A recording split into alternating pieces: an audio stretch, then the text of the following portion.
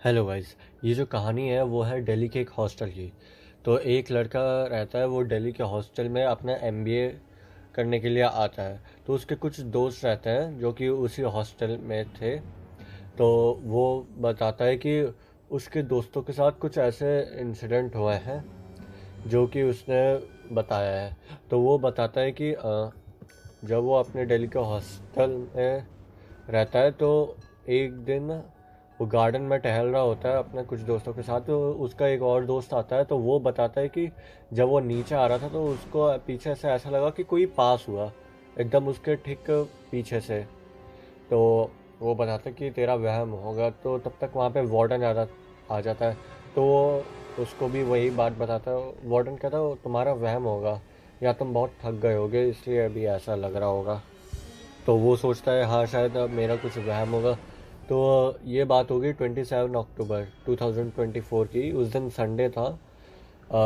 सब लोग अपना आराम से सो रहे थे, लेकिन जिसने हमें कहानी बताई है वो बताता है कि वो किसी काम से बाहर निकलता है अपने रूम के। वो देखता है कि उसका जो दूसरा दोस्त था अपने रूम के बाहर वो डरा हुआ खड़ा है। तो वो उससे पूछता है कि क्या हुआ। तो वो बताता है कि उसके रूम में कुछ वियर्ड एक्टिविटी हो रही है, और तुम्हारे आने से ठीक पहले उसने अपने कमरे में देखा, गेट के नीचे से जो थोड़ी सी जगह रहती है, उसने बोला कि वहाँ पे मैंने देखा कि कुछ शैडोज़ पास हो रही हो। तो उस वो बोलता है कि तेरे रूम में कोई है क्या। वो बोलता है कि नहीं मैं अकेला हूँ, लेकिन हाँ अभी मैं अकेला जगह हूँ लेकिन बाकी सब सो रहे हैं। तो वो बताते हैं शायद तेरे दोस्तों ने कुछ मजाक कर दिया होगा। वो बोलते हैं नहीं वो एकदम गहरी नींद में सो रहे हैं, मैंने किसी की कुछ आवाज़ नहीं सुनी है, बस अभी शैडो पास होते हुए देखी है। तो उसका दोस्त आगे बताता है कि उसी रात को हमारे साथ कुछ वियर्ड एक्टिविटी हुई। जैसे कि बात होगी कुछ 12 से 12:30 के बीच में। वो बताता है कि हमने किसी के चलने की आवाज़ बाहर सुनी, जैसे कोई। तो वो बाहर देखते कि दूर दूर तक कोई नहीं होता। तो उनको लगता है कि वहम होगा, इमेजिनेशन होगी। तो वो सोने जा रहा होता है तो उसको फिर से चलने की आवाज़ सुनाई देती है। वो जल्दी से फिर जब वो बाहर देखता है तो दूर दूर तक फिर से कोई नहीं होता। तो उसको काफ़ी वियर्ड लग रहा होता है कि क्या हो गया। और फिर वो डर के मारे वो कंबल में चला जाता है, क्योंकि उस टाइम गाइस थोड़ा सा वो वहाँ पे थोड़ा सा ठंड का माहौल था। वो बताता है कि वहाँ पे कुछ ऐसा कुछ वेदर इशू हुआ था उस एरिया में, जिसकी वजह से ठंड थोड़ी सी जल्दी आ गई थी। तो आगे जब वो बताता है तो बार बार किसी के चलने की बाहर आवाज़ आ रही थी। वैसे उनका जो रूम था वो फर्स्ट फ्लोर पे था हॉस्टल के। तो वो बताता है कि बार बार उसको चलने की आवाज़ आ रही थी, लेकिन जब भी वो बाहर देखता 2-3 बार कोई नहीं होता। तो डर के मारे वो कंबल में घुस जाता। लेकिन फिर वो कुछ देर बाद वो सो जाता है। लेकिन उसको पूरी रात डरावने सपने आते हैं भूत भूत के।